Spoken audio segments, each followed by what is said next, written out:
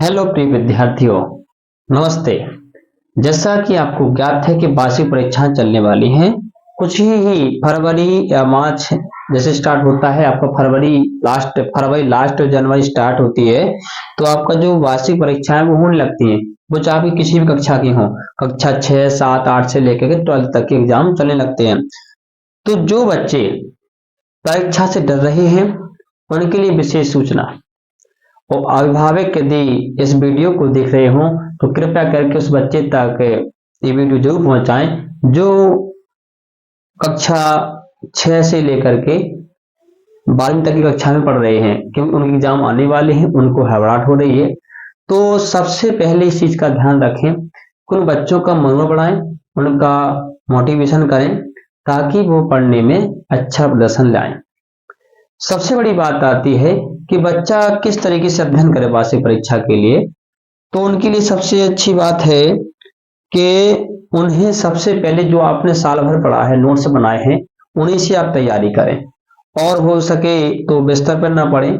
कई बच्चे क्या करते हैं, सोते हैं उसी पे, वहीं पढ़ने लगते हैं। तो बिस्तर को छोड़ करके एक टेबल ले लीजिए और टेबल पर कुर्सी पे बैठ जाइए और उस टेबल पे अध्ययन कीजिए। टेबल पे क्या होता है, नींद नहीं आती है और टेबल पे बैठने का अभ्यास अच्छा हो जाता है और टेबल कुर्सी कुर्सी पे बैठने का अभ्यास अच्छा हो जाता है। और टेबल पे क्या लिखने का अभ्यास अच्छा हो जाता है। जब लिखने का और बैठने का ढंग सीख जाते हैं तो एग्जाम में आपको कुर्सी ही टेबल मिलती है बैठने के लिए, तो लिखने का तरीका बेहतरीन होता है। तो सबसे पहले आप क्या कीजिएगा, जो पढ़ने का तरीका है उसको आप थोड़ा अच्छा कीजिएगा। जो बच्चे क्या कहते हैं वार्षिक स्टडी में, वार्षिक परीक्षा की स्टडी एक होती है बेटा स्मार्ट स्टडी।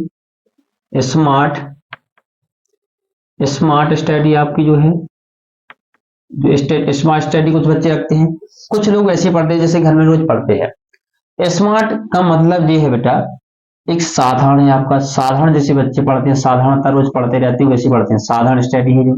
तो आपको किस तरीके से पढ़ना है कि ताकि पेपर में अच्छे आप अंक ले आए। तो सभी के लिए वीडियो है, खास है, अच्छे अंकों से आप 100% पास होंगे, ये मेरी फुल गारंटी है। आप इस नियम का फॉलो करें तब। जब भी आप इसमें स्मार्ट स्टडी करें, इसका मतलब है कि आपको जब नींद आ जाए आप नींद लीजिए भरपूर, क्योंकि जब आप सोएंगे तो आपका दिमाग ताजा होगा। सोने से क्या होता है, बहुत से बोलते 6 घंटे, 4 से 6 घंटे आपके लिए पर्याप्त है। आपकी जो नींद है वो नींद आपकी 4 से 6 घंटा की पर्याप्त है। 4 से 6 घंटे आपके पर्याप्त है। जो 12th क्लास में पढ़ते हैं वो अंत में कम से कम फरवरी लास्ट पेपर के टाइम पर, लास्ट के टाइम पर क्या होता है बेटा, बच्चों को प्रेशर होता है ज्यादा पढ़ाई का, तो उनको क्या नींद भी ज्यादा आती है। पेपर के टाइम पे नींद भी आती है, कई बच्चों को नींद नहीं आती है। तो भाई साहब क्या करना है, इस नींद भी आना बहुत जरूरी है। और नींद नहीं लोगे तो भी दिमाग खराब हो जाएगा, और नींद ज्यादा लोगे तो भी दिमाग खराब हो जाएगा। कुल मिला अति नहीं होती किसी की, सही अति भी नहीं करना किसी भी चीज की। तो सबसे पहले आपको ध्यान रखना है कि हमको नींद भी पर्याप्त लेना है, न ज्यादा लेना है न कम लेना है। तो हर चीज का एक कॉम्बिनेशन है। और बात आती है नींद के हिसाब से नींद को बड़े हिसाब से लेना है। दूसरी बात, आपको पढ़ाई का एक रेगुलर नियम बना लीजिए कि पढ़ाई को किस टाइम पढ़ना है। शोर गल्ले में नहीं पढ़ना है, अकेले पढ़ना है, किस तरीके से पढ़ना है। और मोबाइल से हमेशा दूरी बना लें, थोड़ा सा मोबाइल से दूरी बना लें। कि मोबाइल से क्या होता है बेटा, बहुत जब बताओ नेटवर्क आपका दीवार चीन जा सकता है तो माइंड को क्या कर सकता है, थोड़ा मोबाइल से दूरी बना लीजिए। माइंड माइंड को मोबाइल क्या करता है कि याददाश्त को थोड़ा सा कमजोर कर देता है, इसलिए मोबाइल से आप दूरी बना ही लीजिए मेरे ख्याल से। और दूसरी बात आपकी, पढ़ाई जब भी बने आप तो कहाँ पढ़े भैया, अकेले में पढ़ें। और अकेले में पढ़कर अकेला पढ़ें। जब पढ़ाई अकेला करेंगे आप उसको क्या है, पढ़ने के बाद थोड़ा सा मन में आपको मनन करना कि हमें कितना आया, मनन करना, क्या करना है, मनन करना है, मनन करना है। मनन करने के बाद आप अपने आप को देखिए मुझे कितना याद हुआ है। पहली बात, दूसरी बात, तीसरी बात, आपको जब भी पढ़ाई करना है टेबल कुर्सी में बता दिया है, टेबल कुर्सी पे करना है। और पूरे दिन ऐसा नहीं पढ़ते रहना, कोई दिक्कत नहीं है। आप पर्याप्त 8 घंटा पढ़िए, कितना, 8 घंटा पढ़िए, बस बहुत थे 8 घंटा पढ़ाई। 8 घंटा पढ़ाई बहुत थे आपकी। एग्जाम टाइम पे थोड़ा सा आप पढ़ा लीजिए। स्कूल नहीं जाते हैं तो आप 12 घंटे कर लीजिए, 12 घंटा। स्कूल बच्चे नहीं जाते हैं पेपर के टाइम पे, थोड़ा सा घर पे अध्ययन अच्छा सा करते हैं, 12 घंटे घर पे पढ़ाई कीजिए। हर विषय को 2-2 घंटा दे दिए, बड़ी हंसी, 1 नंबर का। और सुबह का काम, एक चौथा काम और करना है आपको। सुबह आपको लिखना कुछ नहीं है, सुबह आपको केवल याद करना। सुबह क्या करना है आपको, याद करना है। दोपहर का टाइम गणित लगाइए, गणित लगाइए, विज्ञान को समझिए, विज्ञान विज्ञान को समझिए। ये दोपहर का काम है, सुबह को याद करना है। और रात में आप लिखाई कीजिए। लिखाई कब तक कीजिए आप, जब तक कम से कम 1-2 घंटा लिखाई कीजिए, इसके बाद फिर आपको याद करना है। जी, याद करने का तरीका बहुत अच्छा है बेटा। और सुबह से जागो, फिर उसी को दोबारा जितना आपने दिन भर में पढ़ा उसको सुबह से फिर लर्न कर लो, आप देख लो, भले याद ना हो आपको, एक बार आपको देखना है। देखने वैसे आपको काफी चीजें आपको नॉलेज में आ जाएंगी। और जब भी आपको फ्री टाइम लगे कि मेरा किसी में मन नहीं लगता, तब आप हिंदी उठाइए। क्या उठाइए, कौन सा विषय उठाएंगे आप, हिंदी। हिंदी में बढ़िया बढ़िया सी कहानी होती है, ऑब्जेक्टिव टाइप क्वेश्चन होते हैं, उनको आप लगाइए, उनको देखिए। हिंदी एप्लीकेशन देखिए, पर्यावरण पर्यावरण प्रदूषण निबंध है, और बंद ऑफ साइंस पे भी आता है हिंदी में, यानी विज्ञान के चमत्कार। कई ऐसे निबंध हैं जो आपको सरल सरल लगते हैं, उनको फिर सरल से कठिन की तरफ भागिए आप। संस्कृत तो आपका एकदम सरल विषय है, इसके बाद तो संस्कृत देखिए आप, संस्कृत देखिए हिंदी के बाद तुरंत आपको आसानी से याद हो ही जाएगा। इंग्लिश को हमेशा आप जब भी मॉर्निंग टाइम हो तभी आप याद कीजिए, जब वो खुला हो आपको बिल्कुल ताए ताए जग के आए हो कि इंग्लिश थोड़ा हार्ड लगता है हिंदुस्तान के बच्चों को, ये थोड़ा हार्ड विषय है, बच्चों को लगता है इंग्लिश ज्यादा हार्ड होता है। और संस्कृत को, इंग्लिश संस्कृत जो दोनों को, मैं सुबह के टाइम पढ़ो उनको, अधिकतर अधिकतर इनको सुबह के टाइम पढ़ो, और इसको पढ़ो फ्री टाइम में।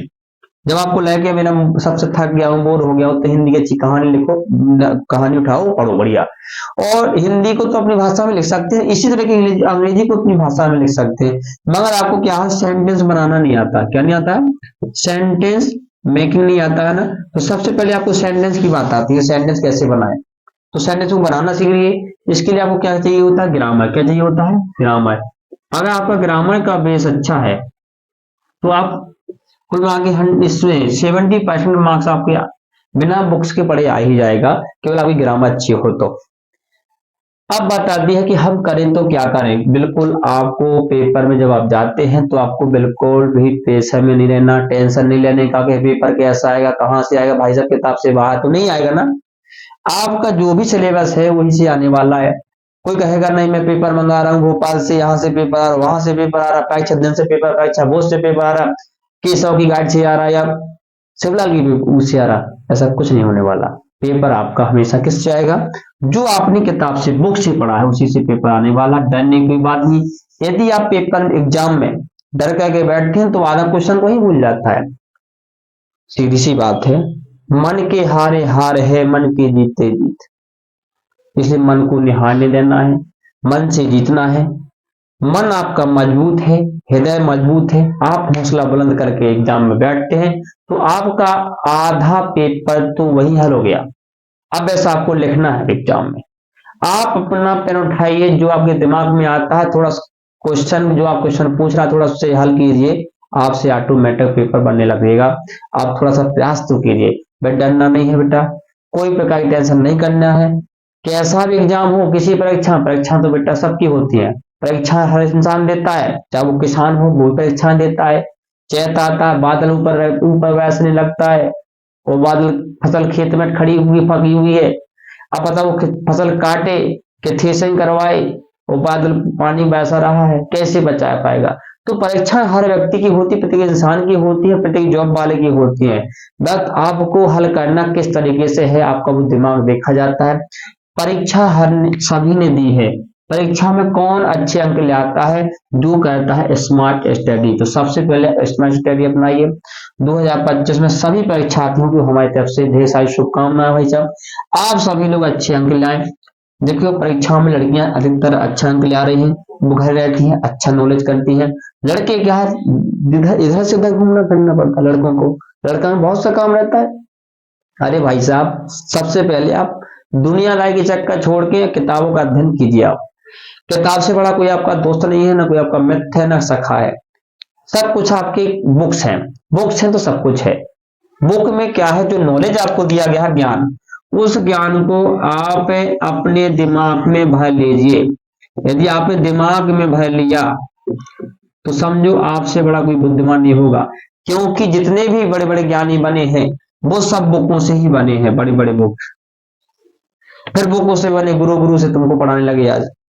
तो सबसे पहले आप कुल अध्ययन कीजिए। अध्ययन से बड़ा कोई आपका गुरु नहीं है। अध्ययन कीजिए, अध्ययन करोगे आप, अध्ययन से बड़ा आपका कोई गुरु नहीं है। अध्ययन कीजिए हर विषय के लिए। यदि आपको कोई भी विषय में दिक्कत हो, आप मेरे वीडियो में कमेंट कीजिए, मैं आपको जरूर हर एक विषय का सॉल्यूशन देने का पूरा प्रयास करूंगा। कोई भी विषय हो आपका, A to Z कोई भी विषय हो आपका, उसमें आप मुझे कमेंट कीजिए। मेरा चैनल है श्री VP कोचिंग।